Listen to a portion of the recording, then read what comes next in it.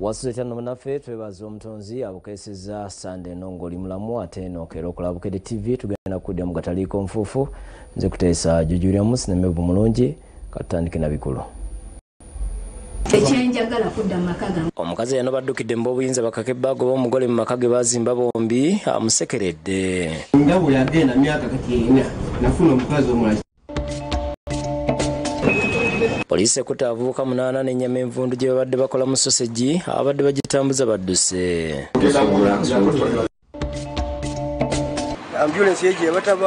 Abasoba mu 7 baddusiddwa ku bitanda nga bataawa ice cream gwe balidde ku Ssekukkulu abizadde. Bajanjaba symptoms z'okusesema. President asimye Minisita Lwaminamo olw'okugatta abantu eyisingiro. Kanda Kabagaita.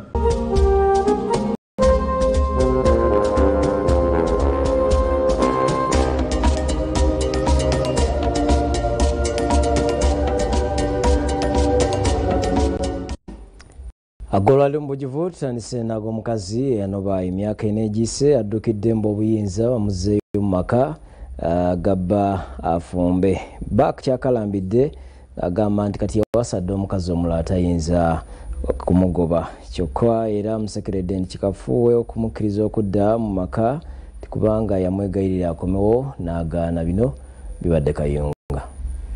Sarah Tayo ow'emyaka 26 yaddukidde mu ofiisi ya Collins Kafeero w'eddembe ly'obuntu amaka n'abaana amuyambe asobole okudda maka ga Julius Kenye gye yafumba emyaka 3 ne bazaala n'omwana.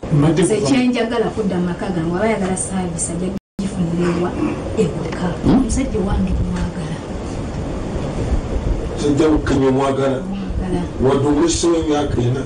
Bano batuze ku kyalo Kawolokota ekisangwa mu Kombola y'e Kayonza mu disitulikiti y'e Kayunga nga Kafeero abadde abayise okubatabaganya. Kenya ategeezezza nti mukazi we yagenda mu kudaalidde ng'afunye omusajja omulala gw'amanyiko erya Patrick era nti nga tannasimbula kuva waka yamukuba eccupa n'emwatikirako n'amuleka ng'atonya mu ssaayi nga kati ntalaba kyamwetaaza. Yankuba eccupa n'angamba musimusaanira era nze ngenze wa musajja wange wemubeera naye nakugamba mbuno tonsemberera nze tonsaanira engamba njo tubeera naye waka nolwaki leero oyogedde bwoti. Kenya agamba nti mukazi we olwafuna omusajja omulala yatandika n'okutoola ensimbi mu bizinensi nga bw'azipokera omusiguze era nti n'ezaasembayo gyali emitwalo 10. N'atandika okumuwa ssente nange we natuuka n'ensanga message ku simu bino atayo abisambaze ng'agamba nti omusiguze ensimbi teyazimuwa buwi wabula yali azimuwoze.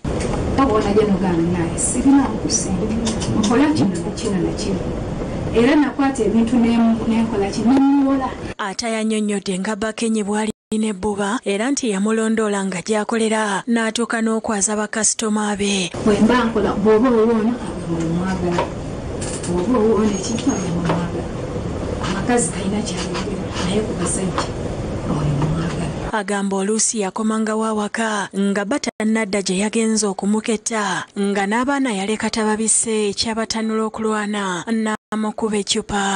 Okumubuuza nti abaana nga tobabiseeko empewo ye eccupa eyo gye namukko saamukuba mu bugende nali neetaasa. Ate yayagala Kenya agoba omukazi omupya gwe yaleeta mu maka gaalumiriza nti yalafubanira kubanga yasanga bba asula mu kazigo kafalisa akayulika ne bakola era ne bagula ennyumba eno ey'amaduuka. Omukazi amufunira ebyamuteeka gaba amakanzu galimu amaanyi nga mwesenteza. Oba oyise omuntu ali neero ogambe nti yange omugobe kisoboka tekisoboka. Kenya agambye nti mukazi we bwe yanoba eby'okumukuba yabyesonyiwa n'amala ebbanga lya myaka 2 ng'amwegayirira akomewo mu maka n'agaana kyokka bwe yawulira nti awasiza ate n'akuba enkyukira. Kati weyawe omwaka ogwokusatu nga awasiza ate n'atandika okubeera gyakomawo. Ndabo yagenda myaka kati 4 nafuna omukazi omulala kitegeeza oyo takyali mukazi wange. Kafeero anenyeza Tayo okumala emyaka 4 gyonna nga tali maka ekyaleetera musajja we okuleetamu omukyala omulala. Asabye Kenya addire mu mukyala we. akomewo kubanga n'etteeka terimugana kuwasa bakyala baayagala. Genda owasa abakazi bokola ki bw'oyagala, naye tuteekeddwa okumanya wa gye tuva. N'omwana yennyini beetaaga, omwana kati amanyi kojja. Abalagidde bagende beerowooze baddeyo mu ofiisi ye nga 7 January ow'omwaka ogujja. Sawulo Wookulira yakusakidde eggulire lino ku Rwabukedde TV. Ate yo poliisi wa Kiso ekutte abavubuka 8 abasangiddwa n'ennyama evunze egamba okuba ey'obuyana obuto gye babadde babaaze nga kiteeberezebwa nti ekolebwamu sausage. Bakubakwatidde Bulenga okumpi n'akatale babadde bazibaagira. Poliisi y'e Kiso ekulembeddwamu abakulira ebitongole ebinoonyereza ku buzzi bw'emisango ekutte abavubuka 8 abasangiddwa n'ennyama evunze egambibwa okubanga ya buyana gye babadde babaaze nga bakozeemu sausage.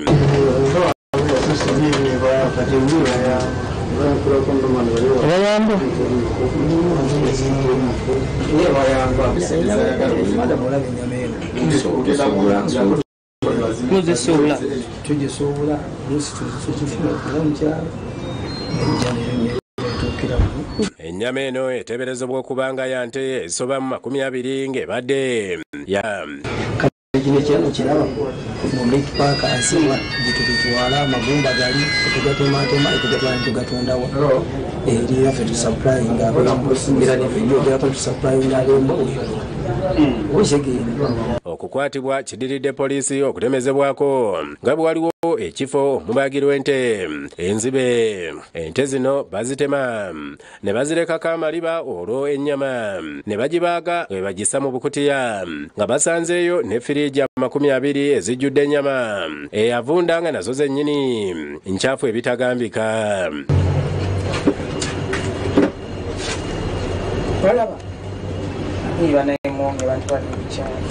Waliwo n'ebadde epakiddwamu bukutiya nga waliwo pikipiki 6 ezirinza okugyongerayo.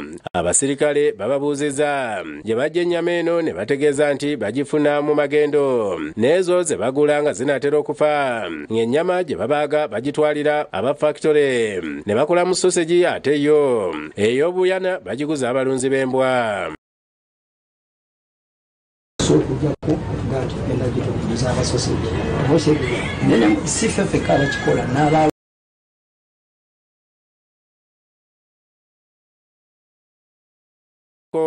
N'okusaba ekisonyiwo kubanga bakozi bukozi naye nga tekibataasiza.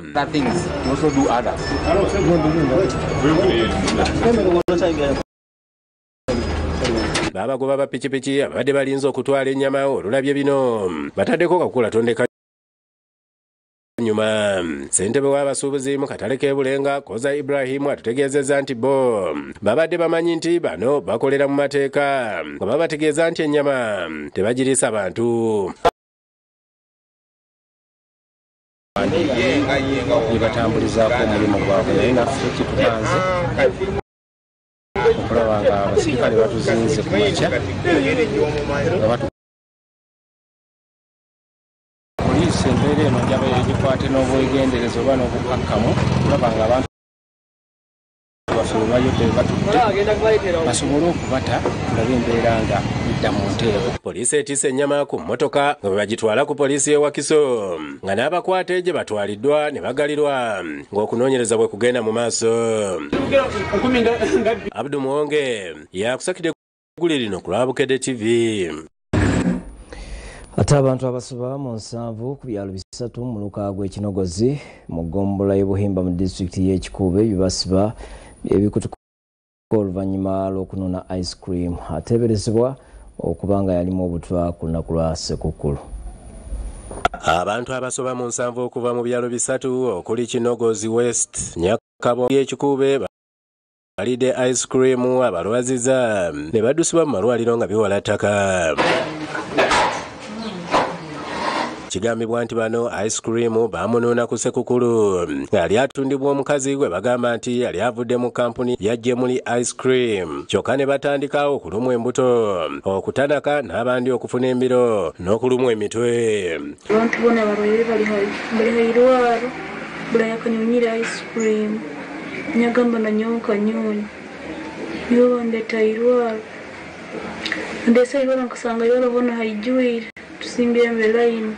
Bano tubasanze mu malwaliro okuli Royana Medical Clinic ekinogozi ng'eno wali 28 34 bali ku ddwaliro lya Hoima Regional Referral Hospital n'abalala bejjanjabira waka nga basinze okukosebwa be baana n'abakyala. Obudde buno tukafunawo abalwadde abawera mu 28 tubajjanjaba symptoms z'okusesema n'okudukana n'omusujja. Robert Akugizibwe atugambye nti alina abaana 6 abali mu kutaawa ate ye Pascal Kalisa atunyonnyodde nti abaana 4 n'omukyala bali waka balumwa embuto. Obwire bwekiro obuwero bugarwirege nyamutwala abaana mu irwaro ambulance yeje yabatabara yabatwala irwaro lya Goma mu referral hospital. Ati n'abandi nabo kumuzega kwato birwanya ekyakalene nabo kubahondi zawo kubatwala Goma nabo kumuzega nombala. Ngenzere kwesanga ekyaro kiyono abakakwasireho kunyunya ebintu ebyo bona bali kubi amarwaro gaijwire ekyaro kiyono ayakalireho bali kubi.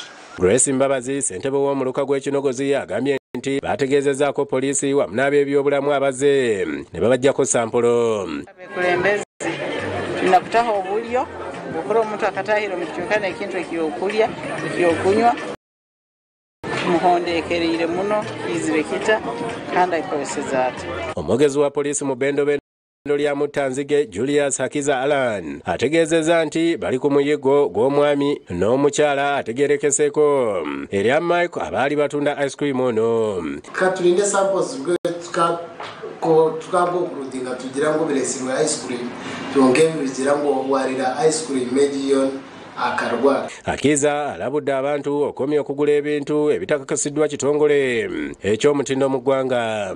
Ebintu byo kulyaga buzwe kushanga muntu naiza muhande byo ya leta byona ni bagura n'ekintu kibi n'abantu bari kuguza ibintu mwana muguze ibintu byo kurango ngo tubisiskira. Dr. Gerald Asaba atwala ebyobulamu district y'Ekikuube ku lukomo lw'essimu atugambye nti babajjeeko dda sampulo okuzeekebejja nga balinze ebinaavaayo. Medically tukieta food poisoning so maybe ice cream preparation process Mike ayogerwako bwe tumukubidde ku ssimu agambye nti ku lunaku olwo yali akuba bifaananyi ebya ice cream tabimanyiko.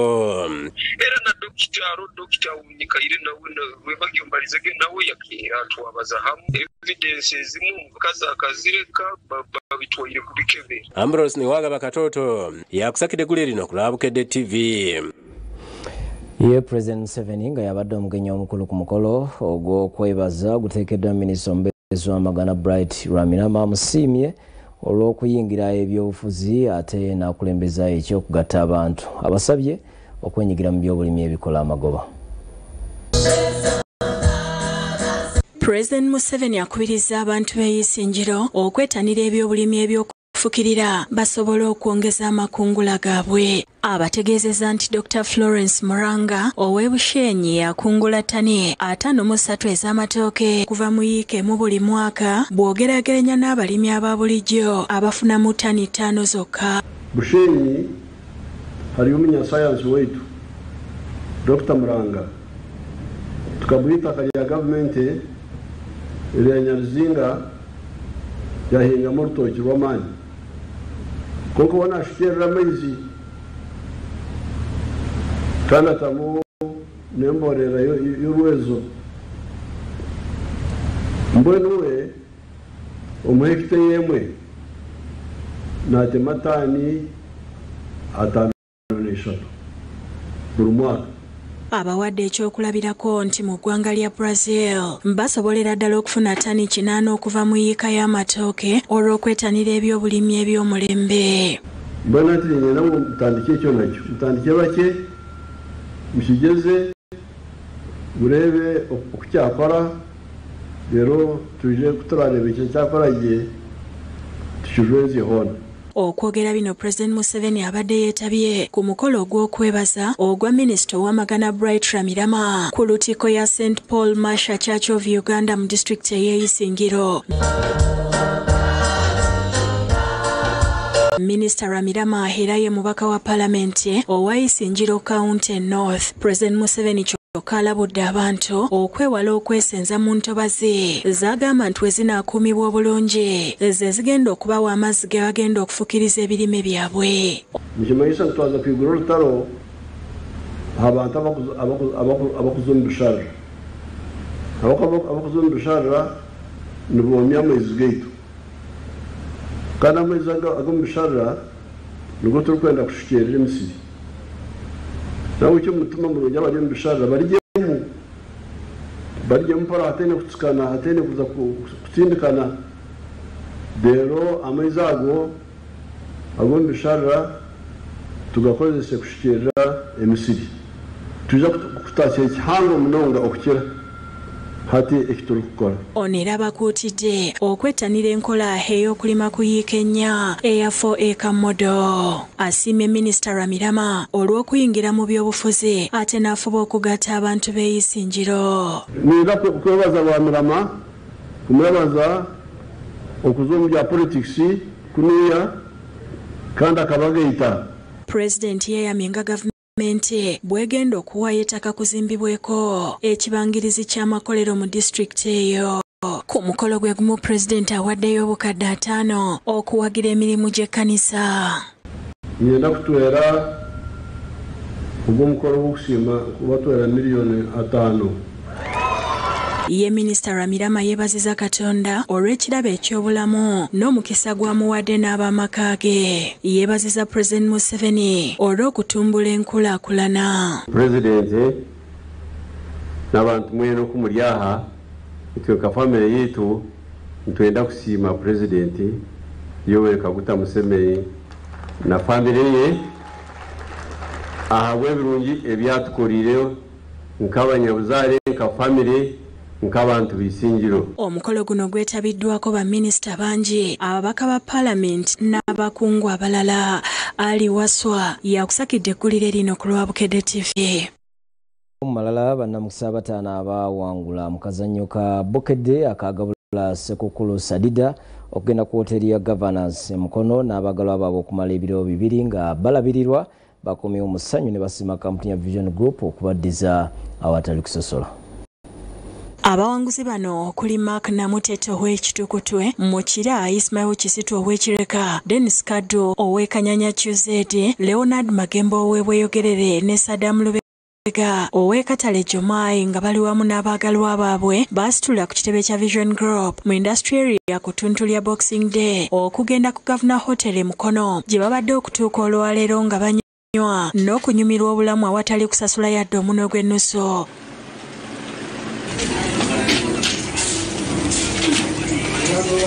Ku hoteri eno bayanirizibwa kitunziddwa obulungi mwe basula n'okugabulwa ekijjulo makeke.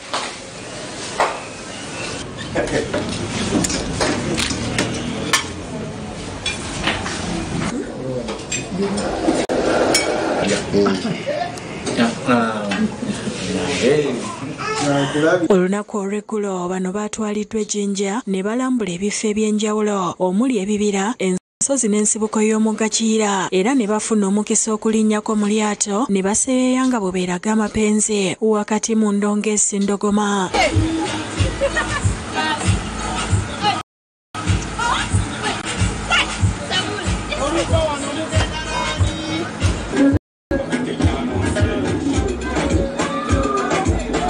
Bwe baavuddeyo baatwaliddwa mwemu ku wooteeri ezisinga ebbeeyi mu kibuga Jinja ne baweebwa ekijjulo n'oluvannyuma ne bakomezebwawo ku wooteeri ya Gavana.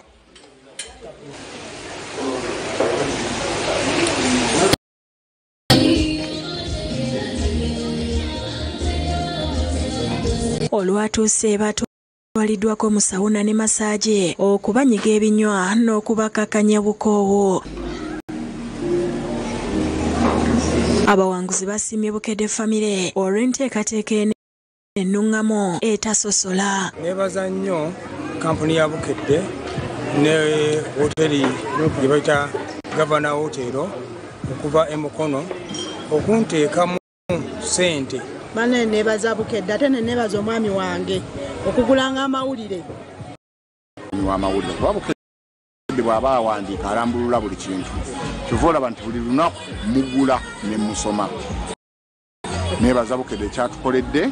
Omukisa gwetuwadde bannange nze ndi musanyufu ng'omuntu. Yebale byonna bannange baddewo big up. Kitunzi wa gavana agaba yeebazisa Bukedde famire olw'okukolagana obulungi nabo ne bannamukisa olw'okweyisa obulungi ebbanga lye bamaze nabo. Ttiimu ya Bukedde yonna tubasuubiza tetukomye ku kino, enkolagana yaffe tekomye wano. Puroguramu nyingi ezeetagisa opportunity okuyingira muzituwe mutugambe tujja kwetaba nammwe tutambule nammwe. Asabye abantu okubeetanira kuba balina ebintu bingi eby'omutindo mu kifo kyabwe. Mwenna mbakoowoola mujje ku lusooka ku gavana kote gwe tambula n'omutwalo gwo gumu omukulu, omwana omuto tambula n'enkumi mmeka? 15,000. Kigenda kuba kyatta.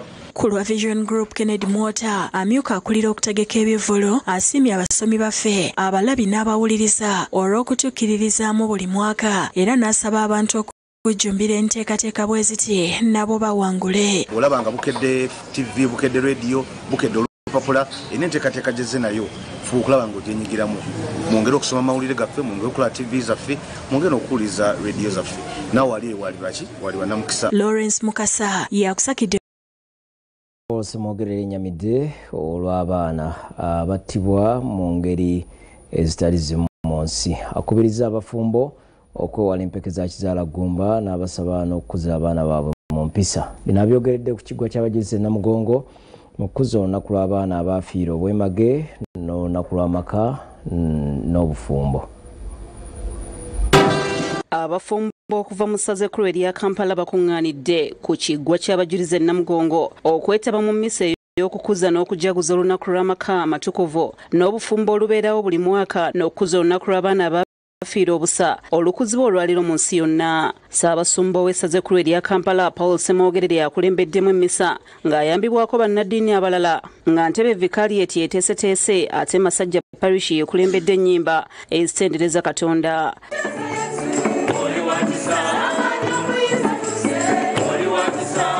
Ssaabasumba Semwogerere yennyamidde olw'ekittabano ekiri mu ggwanga n'ensi yonna mu ngeri ez'enjawulo. Alabudde abafumbo ku kabi akali mu kumira empeke eza kizaalaggumba nti kino kikontana n'enjigiriza ya Kereziya era si kya Bwakatonda.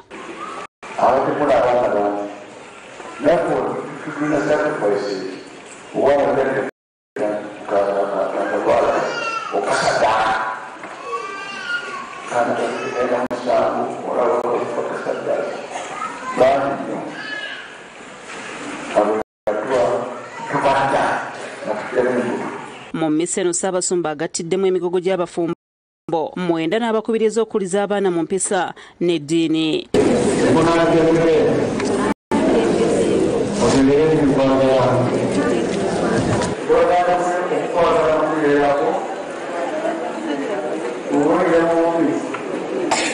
Abafumbo okuva mu vikaliyeti ez'enjawulo ezikola essaza lya Kampala n'ekitongole kya Holy Cross Family Ministries batonye ebirabo omubadde emifaliso, amasuuka, bulangiti n'ebirala.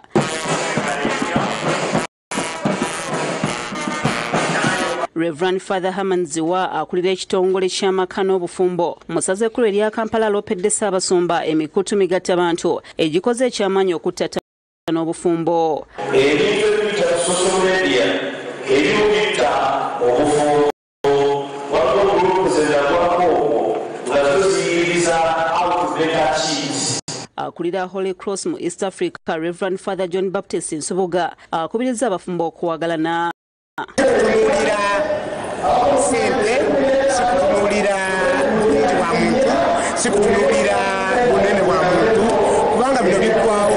Munnange jangu kote naye ddira oyo gw'olina omufuula ekyo kyokola ki kyoyagala. Ate omulabirizi w'emukono yawummula Eria Paul Zinda asaba bannayuganda okudda eri Katonda nga bajjukira by'abakoledde mu bulamu bwabwe. Abadde mu kusaba okwategekeddwa mu maka g'omusomesa Ntege Joshua Kalumba Nabuti Mukono ng'ajaguza emyaka 6 egy'obulamu n'asatu mu etaano gy'amaze ng'asomesa mu masomero g'obulabirizi okuli Bishop East ne Bishop West okuva mu 1989 okutuusa bw'awummudde. Abantu babe n'obujulirwa, abantu bakope, Katonda bw'aba akoze ebikulu kwebazaye. Omukolo gwetabyeko abasomesa n'abamu ku bayizi. Ntege be yasomesa okubadde ssentebe wa Mukono Central Division Robert Peter Kabanda, bannamawulire okuli Semei Wesali akulira project Mbukedde, Walsimbi Evans, munnabyamizannyo Peace Dian n'abalala. Wesali ne banne boogedde ku byenyumiriza mu musomesa Ntege. Nabirira manager wa Bukedde era ng'omusanga n'akwebaza. Mami Ntege tuli n'essanyu nti mu kavubuka akatokolekeddeko akali ak'eddembe mwabamu omusajja afaanana nganzi. Yasomesa nze omukyala azaalisiza ensi n'ensi. Akulira Head Teachers Association Mukono, Municipality Omala Sarah Serunkuuma ayogedde engeri gy'azaakolaganamu n'Entege. Tulina okukola ennyo okuzzaawo nga Bantege nange ayogera nammwe kubanga bwe baatutendeka mu busomesa batwagaza olusomesa. Omujaguza Ntege yeebaziza Mukama olw'obulamu bwe, Bishop Luzinda n'abagenyi be bonna olw'okubeerawo ku mukolo guno. Era kyokkola njagala nnyo nsoosowaza ebintu bisatu wano awange nga Buganda bwesoosowaza ebyayo: olulimi lwange, eggwanga lyange n'eddiini yange.